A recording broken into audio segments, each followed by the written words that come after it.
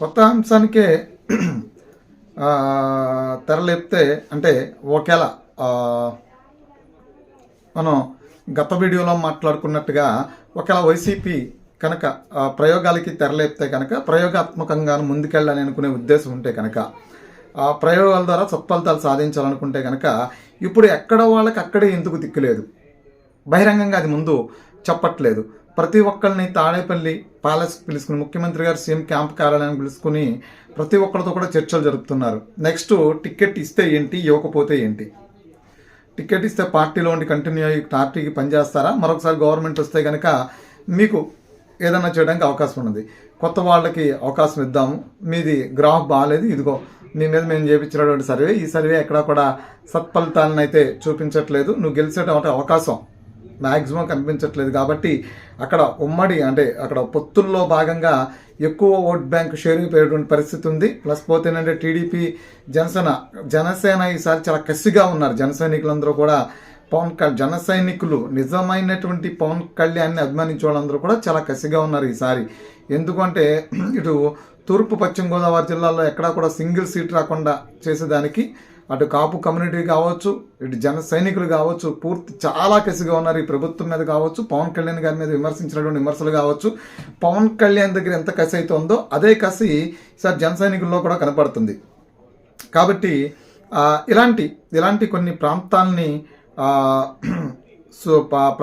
పరిశీలించిన తర్వాత మ్యాక్సిమం సీట్లు ఒకటి ఎర్ర గెలవటం కూడా కష్టంగా ఉంటుంది. కాబట్టి మరేంటి కొత్త వాడికి ఇస్తే ఫైట్ చేయడానికి అవకాశం ఉంటుంది. ఎందుకంటే అక్కడ టీడీపీ జనసేన కలవడం తర్వాత మేజర్ ఓట్ బ్యాంకు దాదాపు 55% ఓట్ బ్యాంకు చిలిపోబోతుంది. ఆ 55% ఓట్ బ్యాంక్ చిలిపోతే కనుక ఇక్కడ ఉన్నటువంటి ఎవరో కూడా దాదాపు 30-40 వేల ఓట్లు రావడం కూడా కష్టం అవుతుంది వైసీపీకి. ఆ పరిస్థితుల్లో 30-40 వేల ఓట్లతో 30-40 వేల ఓట్లు సాధించడం కష్టం అవుతుంది. కానీ ఫైట్ చేయాలి, లేదంటే గెలవాలి.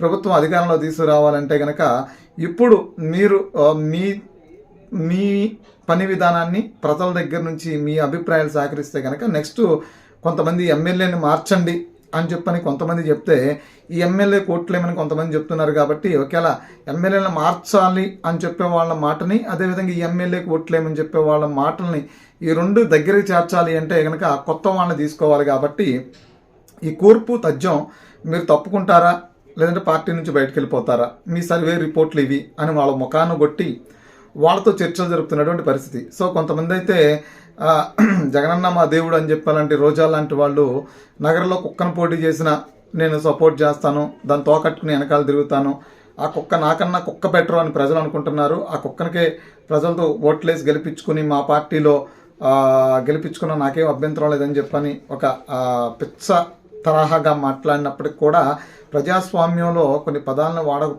వాడకూడదు. ఇలాంటి ప్రజాస్వామ్య వ్యవస్థలో ప్రజాప్రతినిధులు వెళ్ళిపోతున్నారు. అంటే ఎవరిని పోటీ చేసినా మేము మా జగనన్న మా దేవుడు కాబట్టి మేము ఆయన కోసం త్యాగం చేస్తామంటారు. అది లాస్ట్ టికెట్ రానప్పుడు కళ్ళంట నీళ్ళు గారినప్పుడు ఆ ఉద్రేగం ఆవేశం రెండు బయటకు వచ్చి ఒకసారిగా యూటర్న్ తీసి బయటకు వెళ్ళిపోతారు. ఇలాంటి చాలామంది చాలా మాట్లాడేవాళ్ళు. ఎన్టీఆర్ నా గుండెల్లో ఉన్నాడు, చీలిస్తే ఎన్టీఆర్ కనపడతారని చెప్పినటువంటి కొడాలి నాని గారు కూడా టీడీపీ పార్టీని, ఎన్టీ రామారావు గారు స్థాపించిన టీడీపీ పార్టీని అమ్మనాబూతులు తిట్టి జగన్మోహన్ రెడ్డి గారు పక్కన చేరినటువంటి పరిస్థితులు ఉంటాయి. సో ఇలాంటి పరిస్థితుల్లో ఉంటారా వెళ్ళిపోతారా, రెండే రెండు. ఉంటే పార్టీ అధికారంలోకి వస్తే మీకు ఏదైనా చేస్తాం,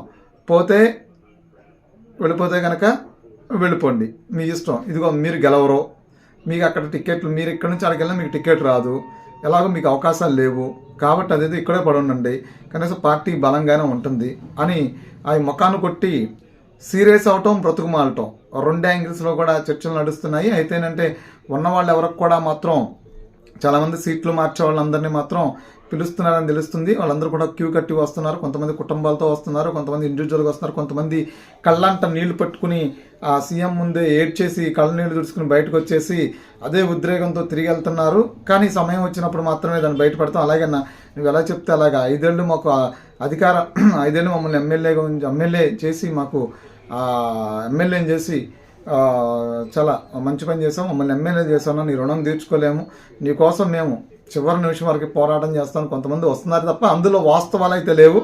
ఎందుకంటే ఓడిపోతున్నాం మనం మాకు సీట్ ఇస్తే ఓడిపోవటం కాదు, ఓవరాల్గా మన పార్టీనే ఓడిపోతుంది అనే అంశం తెలుసుకుని కొంతమంది వచ్చేసి తర్వాత స్టెప్ ఏంటి అనేది ఆలోచించుకుంటున్నారు. అందుకనే ఇక్కడ వాళ్ళని అక్కడ మార్చినా, అక్కడ వాళ్ళని ఇక్కడ మార్చినా, ఎక్కడ వాళ్ళని ఎక్కడ మార్చినా ఫలితాలు మాత్రం శూన్యమే అనేది మాత్రం తెలుస్తూ ఉంది.